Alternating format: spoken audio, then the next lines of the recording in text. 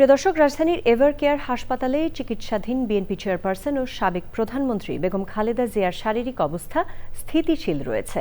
তিনি চিকিৎসায় সাড়া দিচ্ছেন। খালেদা জিয়ার নিরাপত্তায় এসএসএফ নিয়োগ করা হয়েছে। হাসপাতাল ও আশপাশে নিরাপত্তা জোরদার করা হয়েছে। খালেদা জিয়ার শারীরিক অবস্থার সর্বশেষ আপডেট জানাতে জান্নাতুল বাকিয়া কেকার কাছে যাচ্ছি। তিনি হাসপাতালের সামনে আছেন।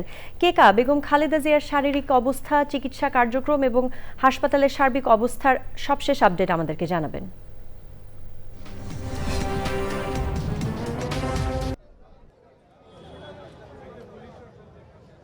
ধন্যবাদ বুশরা, আপনার মাধ্যমে আমার অডিয়েন্সকে জানাতে চাই যে বেগম খালেদা জিয়ার শারীরিক অবস্থা কিন্তু অনেকটা স্থিতিশীল বলেছেন আজকে মেডিকেল বোর্ডের ডাক্তার AZM জাহিদ হোসেন। আপনারা জানেন ইতোমধ্যে যে বাংলাদেশ, যুক্তরাষ্ট্র, যুক্তরাজ্য এবং চীনের সমন্বয়ে কিন্তু মেডিকেল বোর্ডের তত্ত্বাবধানে বেগম খালেদা জিয়ার চিকিৎসা কার্যক্রম চলছে।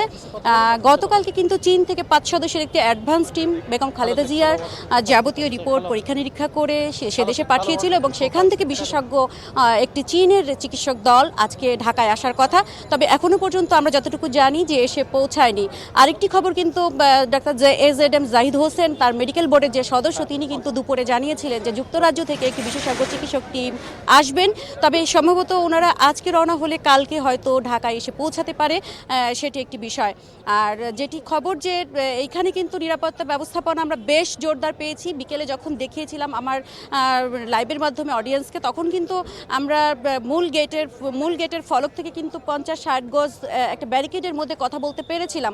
কিন্তু কিছুক্ষণ পরপরই আমরা দেখেছি যে নেতাকর্মী বা উসখুস মানুষের যারা কৌতূহল নিয়ে আসে, এরকম মানুষের ভিড়ে কিন্তু গেটটা বারবার বিপর্যস্ত হয়েছে। আবারও সন্ধ্যা 7টার আগে আমরা দেখেছি যে পুলিশ এবং পুলিশের তদারকিতে কিন্তু আমরা দেখেছি প্রায় 1-150 গজ দূরে ব্যারিকেড দিয়ে একটি বড় পরিসর তৈরি করা হয়েছে। তার বাইরেই কিন্তু কাঁটাতারের এপারে কিন্তু আমরা দাঁড়িয়ে কথা বলছি। এটি একটি দিক। আরেকটি দিক, এসএসএফ নিয়োগ করার পরে আমরা যেটা লক্ষণীয় যেটা বলছি সেটা হলো যে একটি হাসপাতালে কিন্তু ক্রিটিক্যাল কেয়ার ইউনিট কিন্তু একটা খুবই সংবেদনশীল জায়গা।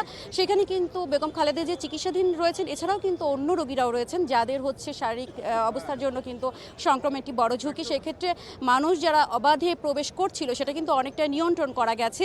আমি নিজেও একটু ঘুরে দেখে এসেছি আসলে পরিস্থিতি কি এসএসএফ নিয়োগের পরে পরিস্থিতি আসলে কতটুকু উন্নতি হয়েছে সেটা একটি নিজে জানার একটা বিষয় ছিল।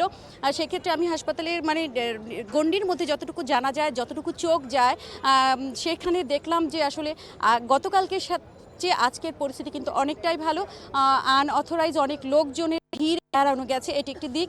এবং পুরো করোনারি কেয়ার ইউনিট যেটা রয়েছে সেখানে কিন্তু 4টা দরজা রয়েছে। সেই 4টা দরজা কিন্তু মনিটর করা এবং পর্যবেক্ষণ করা এবং সেইখানে রোগীদের স্বজনদের নামে অবাধে প্রবেশাধিকার অনেকটাই ঠেকানো গেছে। সেখানে এসএসএফ এবং পিজিআরের তত্ত্বাবধানে আমরা দেখেছি সেই মনিটরিংটা হয়েছে, এটি একটি ভালো দিক।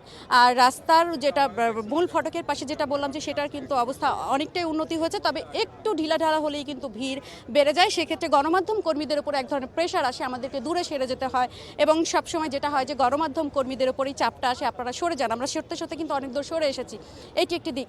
তবে আরেকটি কথা যেটা বলতে চাই যে বেগম খালেদা জিয়ার শারীরিক অবস্থা স্থিতিশীল হলে বা বিদেশে নেওয়ার মতো পরিস্থিতি হলে সেটা কতটুক, সেটা প্রেক্ষিতে কিন্তু তারেক জিয়া দেশে ফেরা না ফেরার একটা বিষয় এসছে। আমরা মহাসচিব মির্জা ফখরুল ইসলাম আলমগীরের বিকেলের বক্তব্য থেকে এমনটাই জানতে পেরেছি।